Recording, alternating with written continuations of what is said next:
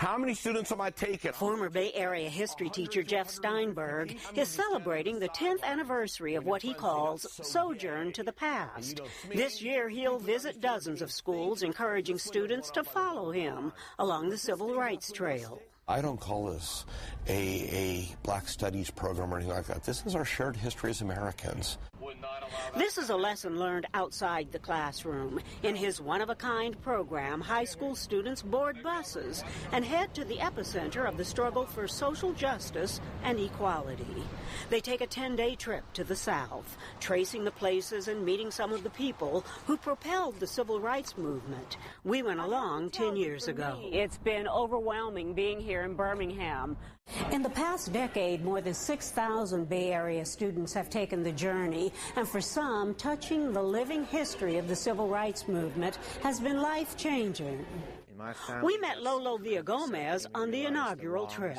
Is this just going to fade away when I leave, or is it going to stick with me? He was one of the kids from 3 Bay Area high schools who followed the path of pioneers, like Elizabeth Eckford, one of the so-called Little Rock Nine. She was their age when she braved an angry mob to integrate Central High School in 1957. They actually met her and the woman screaming in this famous photo. That taught them about forgiveness, something that's not in the textbooks. They toured the Memphis hotel where Dr. King was murdered. They sat in the Birmingham church where a bombing killed 4 little girls. They shared the pain of one victim's father. We came back changed. This is Lolo Villagomez today. He's now 26 years old and works with low-income residents in San Francisco's Mission neighborhood. It was just a key moment in my life in helping me know what I wanted to do with my life. U.S. Congressman John Lewis was a nonviolent protester beaten during the 1960s. This summer, he introduced a resolution which passed unanimously, honoring Sojourn for its powerful impact on young lives. They become better human beings and better citizens. But it's our responsibility to help develop young leaders. Merle Evers is a Sojourn board member. Her husband, Medgar Evers, was an icon in the movement, assassinated by a Klansman on the doorstep of his Mississippi home.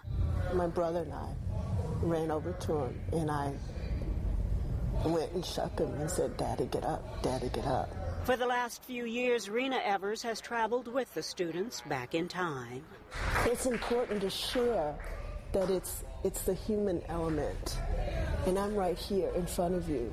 It is not something that happened 100 years ago.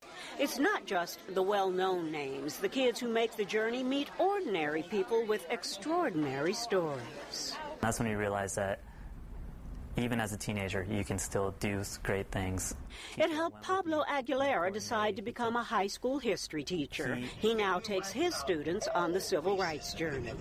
I would like to see this program go on forever and forever and forever.